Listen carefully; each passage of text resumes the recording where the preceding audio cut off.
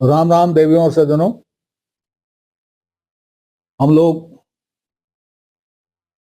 27वीं रामायणी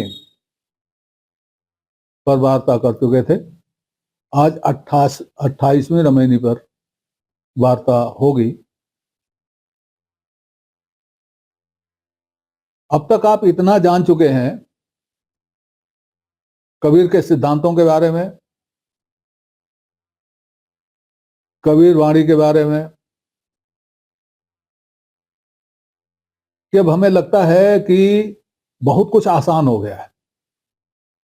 प्रारंभ में आपको लगा होगा कि जैसे कुछ कठिन है, लेकिन अब बहुत कुछ आसान हो गया होगा। असल में हम लोग वहां से काफी दूर चले गए हैं जहां की बात कबीर कहते हैं। भटक कर बहुत दूर चले गए हैं, इसलिए हमको कबीर की बात ऐसी लगती है कि जैसे कोई अजूबा है। ये अजूबा नहीं है। अब देख रहे हैं कबीर वही बात कह रहे हैं जो बहुत पहले से कही गई है, और उसी को सनातन कहते हैं। वो ऐसी बातें कही गई हैं जो कभी बदलेंगी नहीं, कंटिन्यू करेंगे लगातार, क्योंकि वे सब दर्शन पर आधारित हैं, वैज्ञानिकता पर आधारित। देखिए यहां भी देखिए, आगे देखिए, देखिए कितना सरल है सब। काया कंचन जतन कराया, बहुत भांति कै मन पलटाया।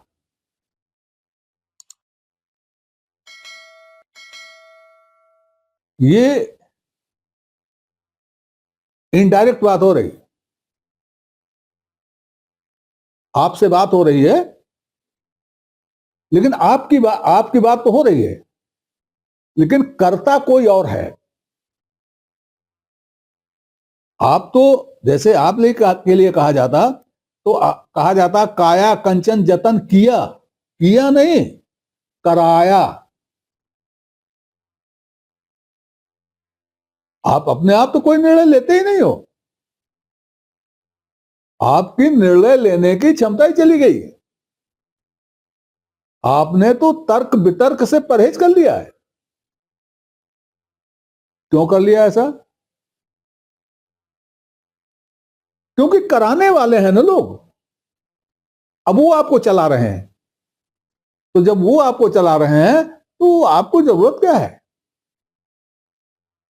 काया कंचन जतन कराया, आपसे लोगों ने काया और कंचन का जतन कराया। आपको इस स्थिति में ले आए कि आप काया का जतन करें और कंचन का जतन करें। काया कंचन यहां तक ले आए, यहां ले आए आपको, और यहां तक लाने में इतना आसान नहीं था। आपको यहां तक लाना इतना आसान नहीं था, क्योंकि आपको तो भगवान ने बड़े प्रेम से बनाया है, सब कुछ दिया है आपको। तो जिसके पास सब कुछ है उसको पलटाना आसान नहीं होता, बड़ा मुश्किल होता है। इसीलिए सब एक एक शब्द देखिए, काया कंचन जतन कराया, बहुत भांत के मन पलटाया। बहुत भांत भांत के उपाय प्रयत्न करके उन्होंने आपके मन को पलटाया। ऐसा पलटाया कि आप काया कंचन के जतन में ही लग गए, बाकी चीजें आप भूल गए। आप अपने को भूल गए, आप अपनापा भूल गए, आप अपनी गरिमा भूल गए, आप यह भूल गए कि आप किस लिए हैं, आप कौन हैं, ये सब भूल गए आप। ऐसा पलटा दिया। काया कंचन, काया और कंचन, इसका यत्न कराया और पलटाया। सोचिए किससे पलटाया? किस्सों कहानियों से, लेखनी से, अपने व्यवहार से, और ये सब क्या है?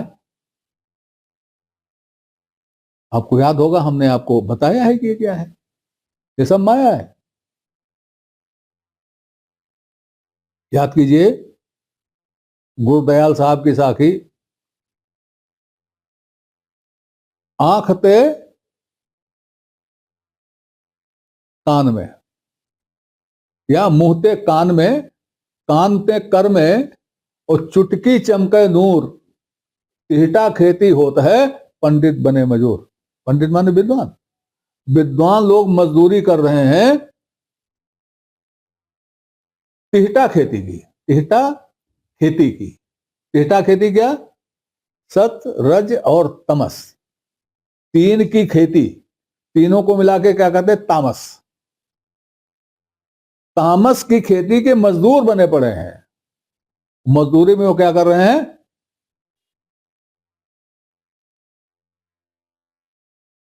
सुन लेते हैं या पढ़ लेते हैं और फिर चालू हो जाते हैं। क्या? लिखना। एक, चुटकी चमके नूर। चुटकी देखिए, चुटकी यही है ना? कलम तो ऐसे पकड़ी जाती है ना। चुटकी चमके नूर, चुटकी से प्रकाश निकलता है। मैंने भी 10 किताबें लिख दी, मैंने भी प्रकाश निकाला, कोई संकोच नहीं करने में। अभी अलग बात है, हमने पढ़ के निकाला कि सुन के निकाला कि विचार करके निकाला कि तर्क कर, ये अलग बात है। ये तो जब पाठक पढ़ाएगा तब वो पाएगा। इन किताब तो हो ही गई ना। और दूसरा चुटकी क्या है?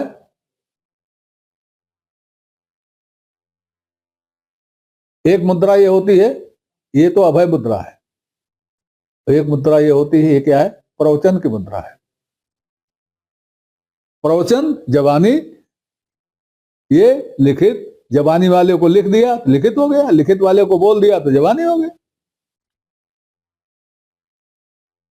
तो 6,96,000 एक जीव पर होए। ये सब लिखा किसके लिए जाता है? बोला किसके लिए जाता है? जीव के लिए, जीव के कल्याण के लिए।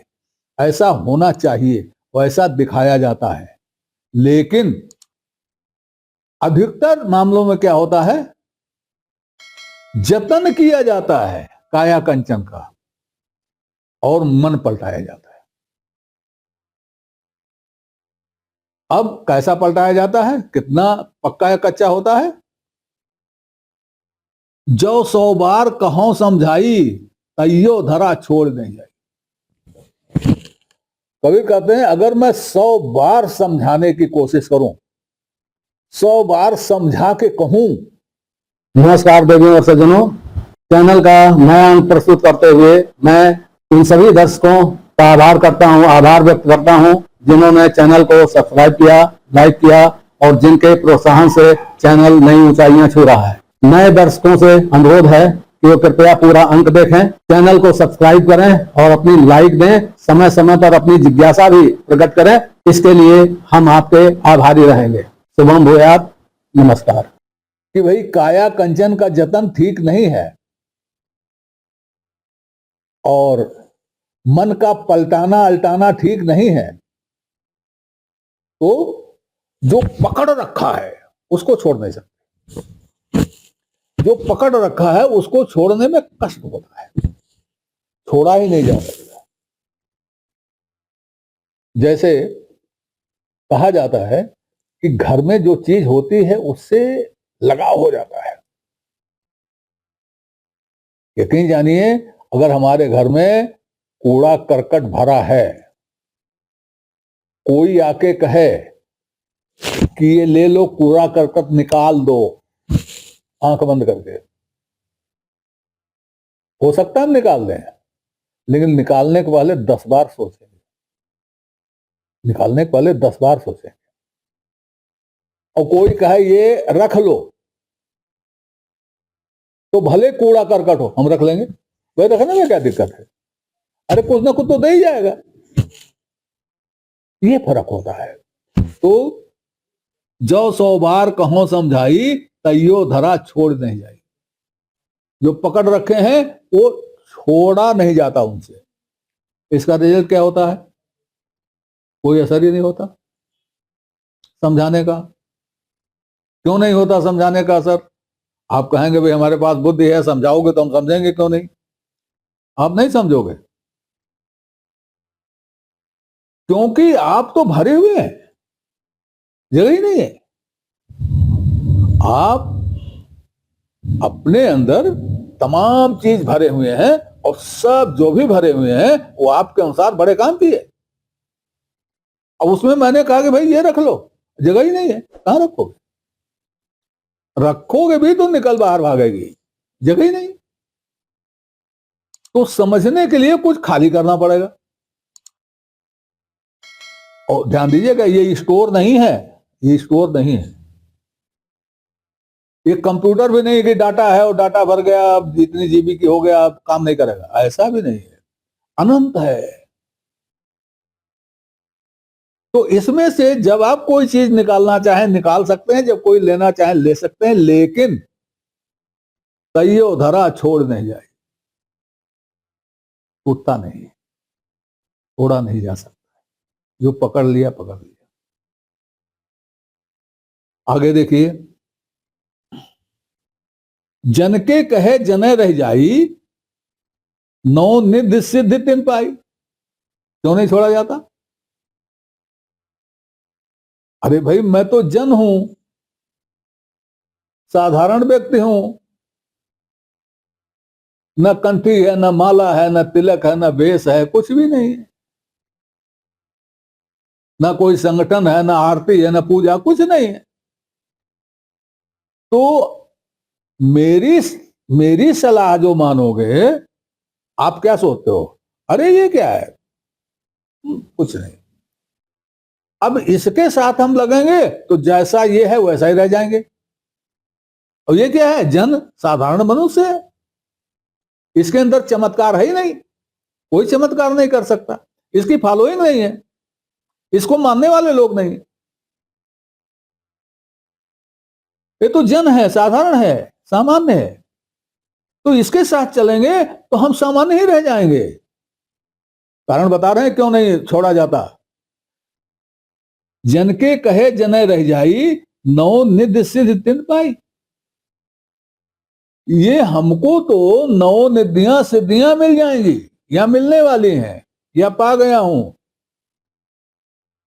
इसके साथ रहने तो जन ही रह जाऊंगा, सिद्ध नहीं हो पाऊंगा।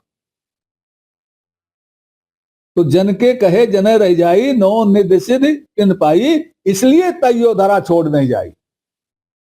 आगे कबीर कहते हैं, लेकिन सदा धर्म जाके ही बसई। जिसके हृदय में सदा धर्म बसता है। धर्म कौन सा धर्म? हिंदू धर्म,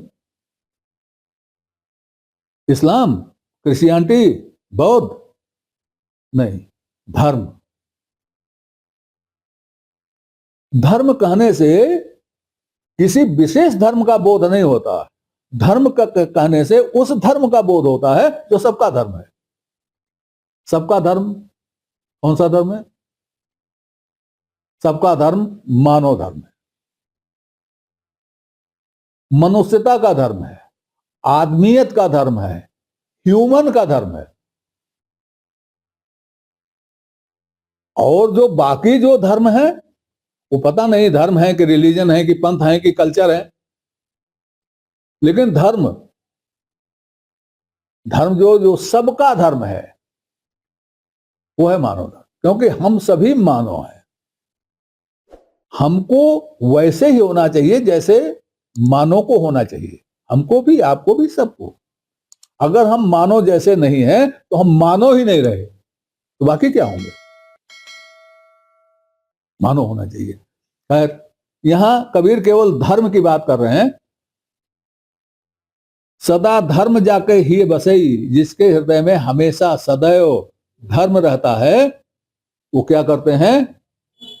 फॉलो नहीं करते, पीछे पीछे नहीं घूमते, सत्य वचन नहीं कहते, जी बाबा जी नहीं कहते।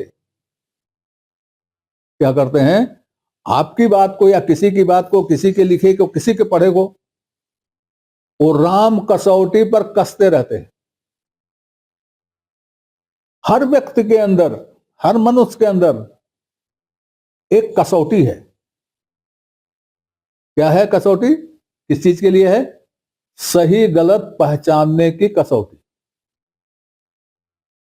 तो जिसके अंदर सदैव धर्म रहता है वह सही गलत पहचानने की प्रक्रिया हमेशा करता रहता है अपनी कसौटी पर।